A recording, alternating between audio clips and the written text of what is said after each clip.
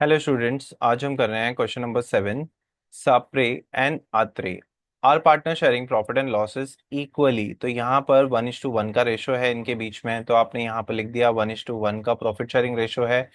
आपको बोला गया है trading and profit and loss account and balance sheet बनाना है 31 मार्च 2019 का।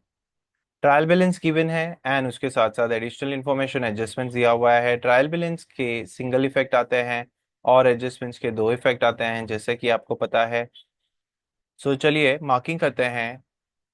सन्डी डेटर्स एसेट में जाता है, परचेजेस ट्रेडिंग अकाउंट के डेबिट साइड में जाएगा। रिटर्न्स रिटर्न्स जो डेबिट में दिया हुआ है वो सेल्स रिटर्न है, तो ये आपके सेल्स से माइनस होगा, तो आपको सेल्स में जाके लिखना है लेस 800।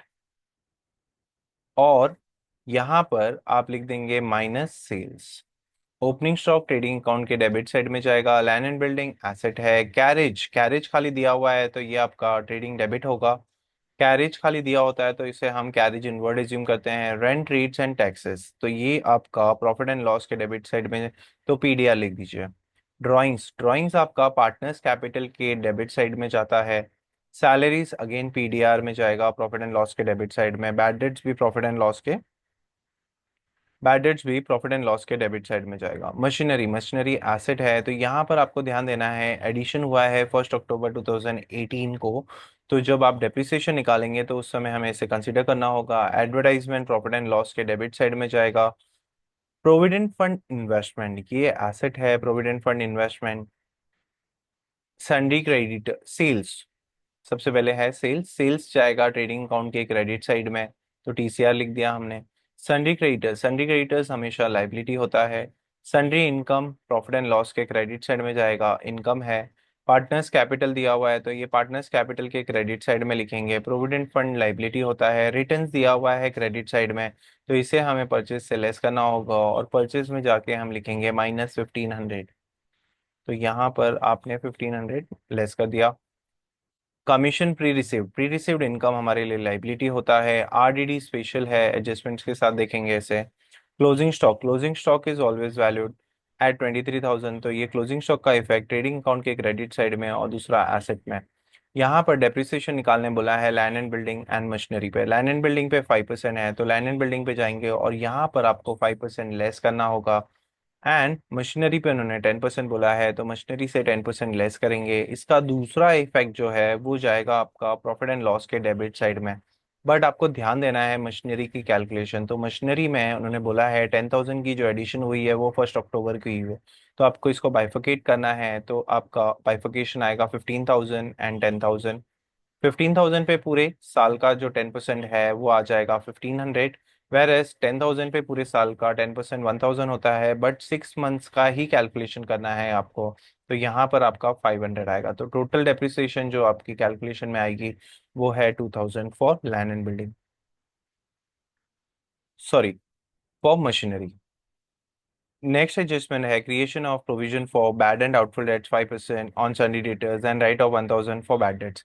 तो हमेशा याद रखिए कि ये जो एडजस्टमेंट है ये सारे एडजस्टमेंट्स के बाद कीजिए, सो दैट आप मिस्टेक ना करें। जैसे कि एडजस्टमेंट नंबर 4 में आप देखोगे goods worth ₹3,000 they sold but no entry was made, तो अनरिकॉर्डेड सेल्स है, तो अनरिकॉर्डेड सेल्स की एंट्री आपको क्या करना है, सेल्स को जाके ऐड करना है, तो सेल्स आपका बढ़ जाएगा। सेल्स आपका 3,000 से इंक्रीज हो जाएगा, तो आपने 3,000 सेल्स में ऐड कर दिया। दूसरा इफेक्ट जो है वो आपका डिटेल्स को इंक्रीज करेगा, तो डिटेल्स में भी 3,000 आपको ऐड करना है। तो अब आपका डिटेल्स जो है वो 43,000 हो जाएगा, 40 + 3,000 आउट। उसके बाद नेक्स्ट इफेक्ट है आउटस्टैंडिंग कैरेज 500, तो यहाँ पर कैरेज आउटस्टैंडिंग है, तो आप कैरेज में जाएंगे और वहां पर आपको कितना ऐड करना है, 500 ऐड कर देना है। एक्सपेंसेस आउटस्टैंडिंग है, तो दूसरा इफेक्ट आपका लाइबिलिटी में जाएगा। एडजस्टमेंट नंबर 6 में जैसे कि आप देख सकते हैं यहाँ पर goods worth ₹8,000 they purchased on 31 March 2019, last date of the financial year को इंक्लूडेड इन क्लोजिंग स्टॉक में रिकॉर्ड कर लिया है, बट बुक्स ऑफ अकाउंट में रिकॉर्ड नहीं किया है, तो ये अनरिकॉर्डेड परचेजेस है। अनरिकॉर्डेड परचेजेस को हम परचेज में ऐड करेंगे, तो परचेज में जब हम ऐड करेंगे 8,000, तो हमारा परचेज बढ़ जाएगा 65 से वो हो जाएगा 73,000। एंड हमारा क्रेडिटर्स भी बढ़ता है, तो क्रेडिटर्स में भी जाके आपको 8,000 ऐड करना होगा। अब हम आ जाते हैं एडजस्टमेंट नंबर 3 पर।